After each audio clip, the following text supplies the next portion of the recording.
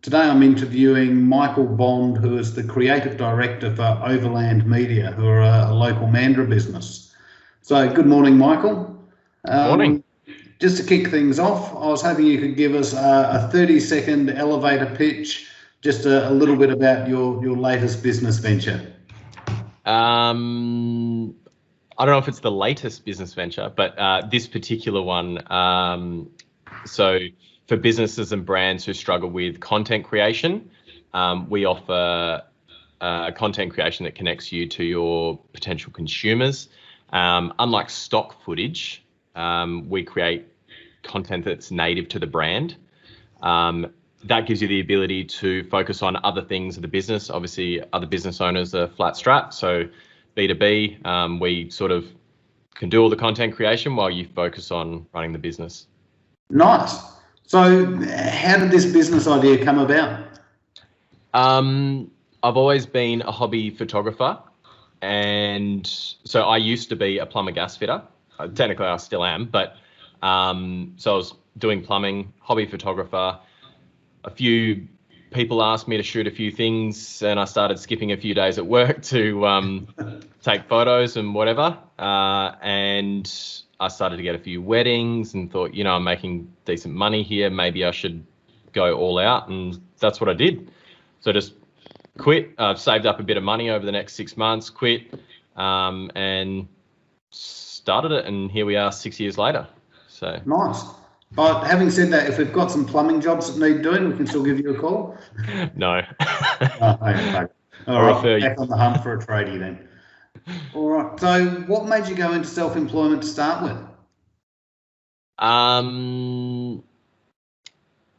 I've always liked a challenge, and thinking back, I always sort of I've had a few different business ventures and things, and I've just always had a drive to do something more than just what I was doing at the time, which was plumbing. Just doing something different out of the ordinary that, I don't know, a lot of my friends and family probably haven't done that much of. I like being different, I suppose. Okay. Just that challenge and the freedom of it, I suppose. If I want to take a day off, I can take a day off. So, yeah. But then you don't get paid for that day. Exactly. But if I wanted to, I could. Yep. Cool. So how does all this fit with your previous business experience? It probably doesn't. So when I first quit plumbing, I got my contractor's license. So I started my plumbing business and this business at the same time, which was somewhat difficult because I'd be going to a shoot and then I'd going to a plumbing job and I'd be changing shirts in the car like Superman. And I eventually, I guess, just the content creation just took over and I just backed out of the plumbing. So, it kind of doesn't fit into the same thing, but I guess working hard at it, I guess I've done that in the plumbing business and this business. I guess you could see that sort of a crossover there. Yeah, look, I think that working hard at self-employment is a common theme that I'm hearing in these interviews. That it's not an easy journey, but it's a really worthwhile journey when you've got it up and running. Definitely. All right, so who or what's been your biggest influences on your business journey so far? I'd say my partner. Having a supportive partner is probably everything. If you haven't got that support from the closest people to you, it can be quite difficult. Yes. So having her support's been fantastic. Another friend of mine who's in the same industry, we like to push each other and bounce ideas off each other, get creative, and it just sort of, I guess we influence each other to go better and be better at what we're doing, and creating better content and things like that. Okay. And I guess in terms of sort of other, bigger influences, people like Gary Vee or Kerwin Ray. Oh, yeah. Just the classics like, work hard and keep going and don't give up kind of vibes. So, Okay, so what's been your biggest surprise sort of from your business ventures so far, and how's it shaped your plans going forward? I discovered that I've got pretty decent control issues. Letting go of that control, I had to, in 2018, I think it was, I was getting overwhelmed and I had to find somebody else to help me out. So I guess first contractor / employee kind of thing. And letting go of that control was a big surprise to me. Like it was I guess I wasn't aware of how much of a control freak I was with the business until I had to get somebody else in to help. And that's a really common thing that I hear. That I mean, I do things to these exacting standards, but how do I pass those standards on to that next person that I take on to work with me? And it won't always work. I guess you got to find that passion in the person that really wants to be doing what you're doing, as opposed to a classic 9 to 5. Knocking off at 4:10. I don't know. It's finding that passion for it. And I guess the other surprises were probably the friends and the connections that I made, and in clients and not just people. So I'm now friends with a lot of the clients that I've worked with over the years, which is really, really good, because it's not just, all right, there's the end product and see you later. It's been ongoing and you're building those relationships, and I just sort of expect that. That's interesting, because Mandurah being a small town is so much word of mouth and that sort of thing with business. I wonder if that'd be different for someone doing the job in Perth. Yeah, well, like we do a lot of work in Perth, and those connections are still there. Probably not quite as much, because we're in Mandurah a lot more. Yeah. But I didn't grow up in Mandurah, so it was sort of difficult for me to start out in Mandurah, as opposed to my mate who's lived in Mandurah his whole life. He was sort of picking up jobs here and there from people who knew him or people who knew his parents, that kind of thing. So I guess I had a different sort of challenge when it came to it. Yep. All right. So what are your business goals for the next 6 months? Keep growing. Getting better at what we do is probably the biggest thing that we're focusing on.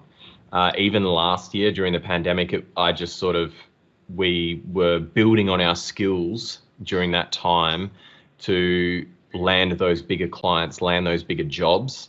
And so far, I think in the past 18 months, we've improved tenfold compared to what we used to be. So it'll be improving on that, setting up other revenue streams in other sort of businesses that we've got going on. Yep. I guess the pandemic sort of made me nervous a little bit, because we did have a few cancellations that popped up.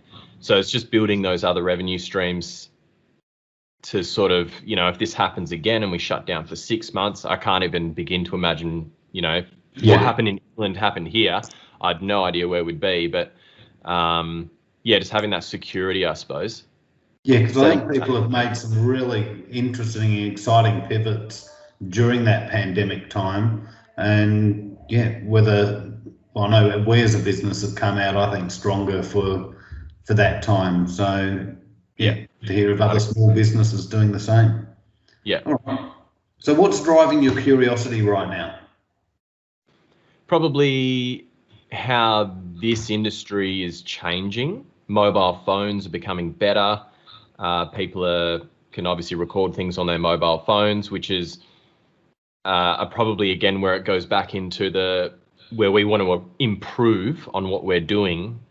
People can create content on their mobile phones, and we actually encourage that with our clients. You don't need us all the time, but for those larger, more involved projects, that's where we come in. But in the meantime, mobile phones are great.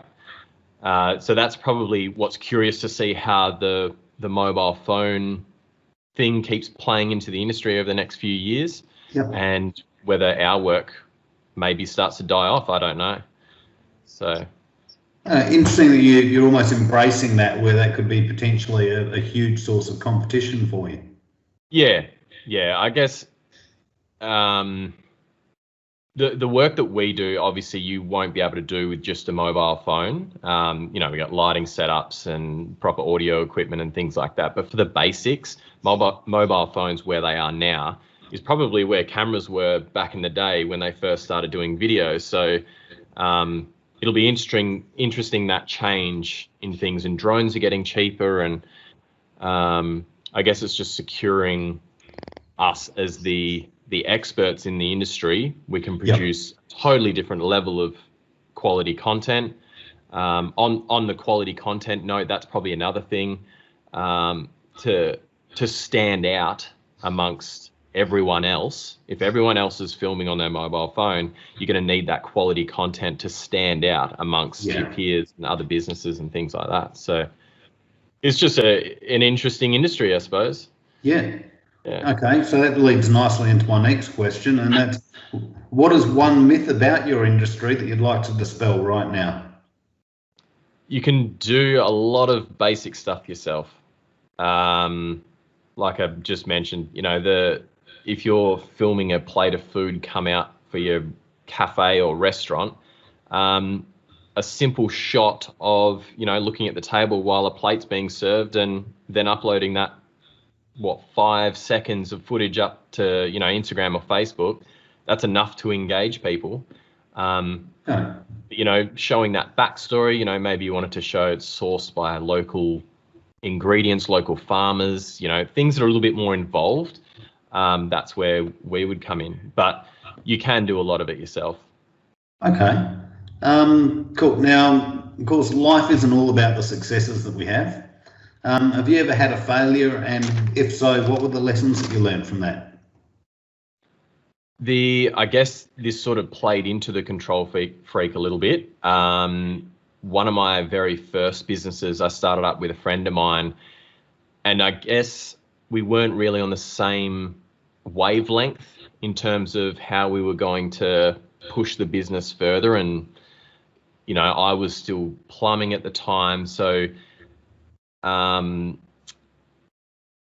guess I don't know. We just weren't on the same wavelength. It wasn't working out. We called it quits.